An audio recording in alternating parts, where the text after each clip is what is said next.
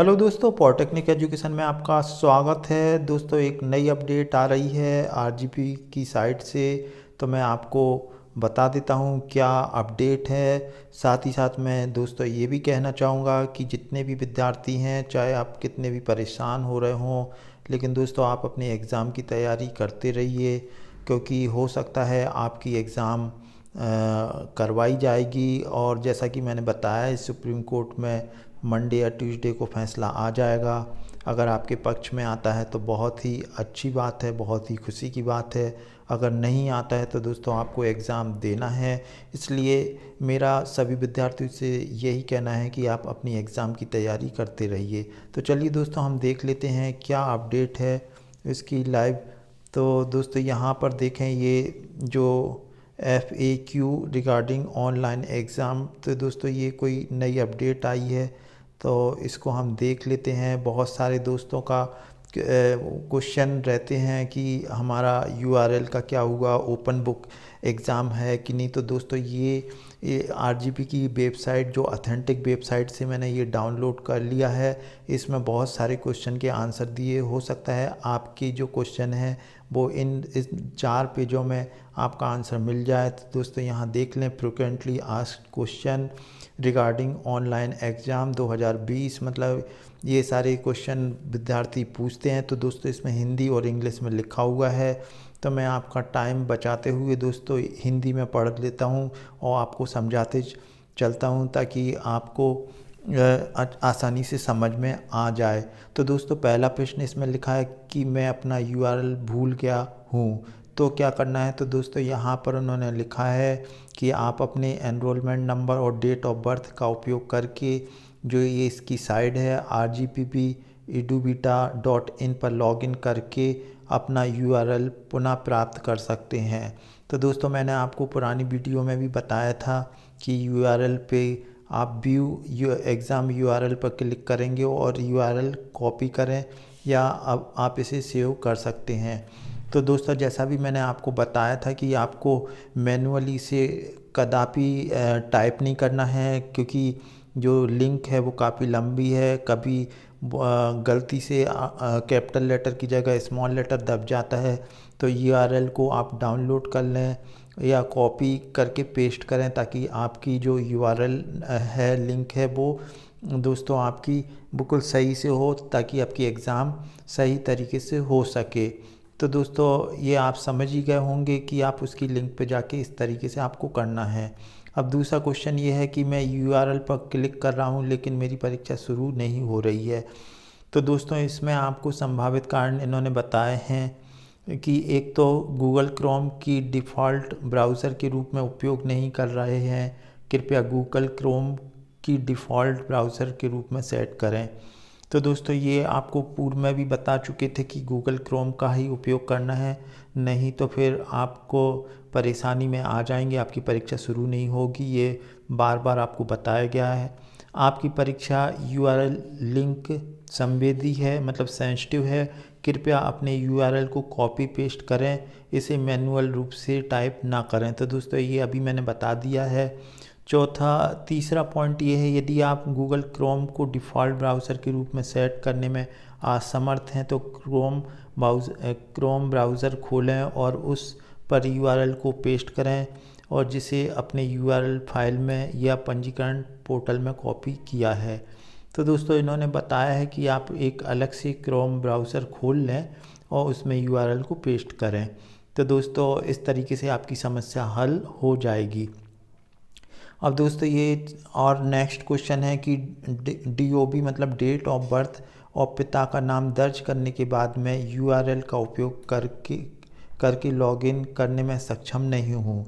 यानी कि दोस्तों यहाँ पर ये बात कही है कि डेट ऑफ बर्थ और पिता का नाम जो हमने दर्ज कर लिया है, इसके बाद भी URL का उपयोग करने पे लॉगिन नहीं हो रहा है, मतलब इंटर नहीं हो पा रहा है। तो इन्होंने ये संभावित कारण है कि पंजीकरण के दौरान आपने जो सही डेट ऑफ बर्थ का फॉर्मेट का उपयोग किया है, यहाँ पे दोस्तों 3-4 चीज़ें बताई हैं, डेट, मंथ, ईयर, या ये डैश करके है या ऑब्लिक करके है, या फिर पहले ईयर आएगा, फिर मंथ आएगा, डीडी आएगा, दर्ज करें। पिता का नाम विश्वविद्यालय की रिकॉर्ड अनुसार होना चाहिए। यह हमेशा आरजीपी की स्मार्ट कार्ड के छात्र लॉगिन पोर्टल में या आपके पिछले मार्कशीट में उपलब्ध होता है। आप अपने पिता का नाम के केवल उपनाम को दर्ज करके भी प्रवेश कर सकते हैं। तो यहाँ पे दोस्तों आपको बहुत सारी चीज़ें बताई हैं कि ये आपका जो दर्ज है दोस्तों, जो आपका स्मार्ट कार्ड है उसमें आप देख लें कि आपकी डेट ऑफ बर्थ किस फॉर्मेट में है, उसी फॉर्मेट में आप करें, क्योंकि अलग अलग ईयर के स्टूडेंट हैं कोई, तो उसमें अलग अलग तरीके से ये जो डेट ऑफ बर्थ का फॉर्मेट दिया है, किसी में ऑब्लिक है, किसी में डैश है, तो ये आप ध्यान रखें। अब चलिए दोस्तों अगले क्वेश्चन पे चलते हैं। मुझे उचित नेटवर्क कनेक्शन नहीं मिल पा रहा है, तो कृपया ऐसी जगह चुनें जहां मोबाइल नेटवर्क सिग्नल अच्छा हो। तो दोस्तों ये आप देख लें कहीं पर भी एक यूट्यूब चला लें और बिना बफरिंग के अगर यूट्यूब की वीडियो चल रही है तो वहाँ आप समझ सकते हैं कि आपको नेटवर्क अच्छा मिल रहा है। परीक्षा ओपन बुक है या नहीं, तो दोस्तों ये एक बहुत ही महत्वपूर्ण क्वेश्चन था कि परीक्षा ओपन बुक है या नहीं। तो हाँ, यह सभी छात्रों के लिए ओपन बुक है। अब आप दोस्तों जैसा कि बार बार पूछ रहे थे कि वेबसाइट पर जो आरजीपी की है वो कब अपलोड होगी, तो दोस्तों ये अपलोड हो गई है। और ये जितने भी विद्यार्थी हैं, चाहे वो पॉलिटेक्निक के हों, इंजीनियरिंग के हों, फार्मेसी के हों, डिप्लोमा के हैं, सभी छात्रों को ओपन बुक के माध्यम से एग्ज़ाम देना है। चलते दोस्तों अगले क्वेश्चन की ओर। मुझे परीक्षा यूआरएल अमान है संदेश मिल रहा है। तो दोस्तों इसमें इनका आंसर ये है कि कृपया अपने नामांकन और डेट ऑफ बर्थ का उपयोग करके rgp.edubita.in में फिर यूआरएल डाउनलोड करें और इसे मैनुअल रूप से टाइप ना करें, केवल कॉपी पेस्ट करें। गलत डेट ऑफ बर्थ फॉर्मेट अमान और यूआरएल का दूसरा कारण हो सकता है।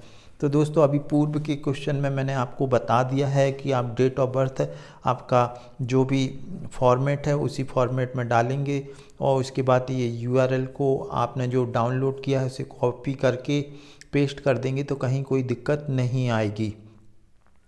अब दोस्तों यहाँ पे ये लिखा है कि परीक्षा पोर्टल में प्रवेश के दौरान कैमरा शुरू नहीं हो रहा है। कृपया मतलब अगर नहीं हो रहा है तो इसमें बताया है गूगल क्रोम का जो कैमरा अनुमति प्रदान करे। जब कैमरा अनुमति के लिए क्रोम संकेत देता है तो आप अलाउ पर क्लिक कर दें। तो दोस्तों अगर कैमरा शुरू नहीं हो रहा है तो ये गूगल क्रोम में कर सकते हैं। ये चीज़ का आपको ध्यान रखना है। हालांकि दोस्तों ये दिक्कत मतलब आपके स्मार्टफोन में नहीं आएगी, ऑलरेडी उसमें अलाउ कर रखा है, लेकिन किसी किसी के मोबाइल जो बहुत ही ज़्यादा जैसे आईफोन वगैरह है उसमें परमिशन मांगता है। तो जैसा कि राजीव गांधी ने बताया कि आप आईफोन का उपयोग ना ही करें तो ज़्यादा बेहतर है। अब दोस्तों अगले प्रश्न की ओर चलते हैं। अगर परीक्षा के बीच में मेरा डिवाइस विफल हुआ तो क्या होगा? तो दोस्तों इन्होंने उत्तर दिया है कि अपने डिवाइस को रिबूट करें या फिर से प्रयास करें, और डिवाइस की विफलता के मामले में कृपया तुरंत किसी अन्य डिवाइस पर शिफ्ट करें। मतलब अगर आप एक मोबाइल पे कर रहे थे तो दूसरे मोबाइल पे भी जाके आप इसके एग्ज़ाम को दे सकते हैं। आपकी परीक्षा उस बिंदु से जारी होगी जहां पर आपका डिवाइस विफल हुआ है। अपने यूआरएल को अपने ईमेल में रखें ताकि आप इसे कहीं से भी एक्सेस कर सकते हो। तो दोस्तों ये बहुत ही महत्वपूर्ण चीज़ है कि आप अपना जो यूआरएल है उसको किस में सेव रखेंगे, अपने ईमेल में। तो तुरंत दोस्तों आप उसको कॉपी पेस्ट कर सकते हैं, नहीं तो आप परेशानी में आ जाएंगे, क्योंकि जब आप दूसरा मोबाइल उपयोग करेंगे तो आपको यूआरएल की जो कॉपी पेस्ट करने में काफ़ी दिक्कत हो सकती है, और मैनुअली तो आपको यूआरएल को करना ही नहीं है। चलिए दोस्तों अगले क्वेश्चन पे चलते हैं। क्या एग्ज़ाम में न्यूमेरिकल होगी? यानी कि दोस्तों ये न्यूमेरिकल की बात कर रहे हैं, तो इसमें इनका उत्तर है कि हाँ, आपको सही उत्तर खोजना होगा। मतलब एग्ज़ाम में न्यूमेरिकल पोर्शन आएगा और उसको आपको सही उत्तर देना है।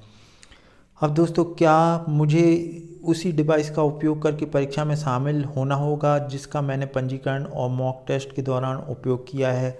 तो दोस्तों ये मैं पहले भी बता चुका हूँ, ऐसा ज़रूरी नहीं है कि आप उसी डिवाइस का उपयोग करें। आप उचित इंटरनेट कनेक्शन के साथ आप किसी भी उपकरण का उपयोग कर सकते हैं। क्या मैं आपके घर में अपने घर में परीक्षा में बैठ सकता हूँ? आप उचित इंटरनेट कनेक्टिविटी के साथ किसी भी उपयुक्त स्थान पर परीक्षा में उपस्थित हो सकते हैं। अगला क्वेश्चन है दोस्तों, ब्रांच बदलने वाले छात्रों के बारे में क्या?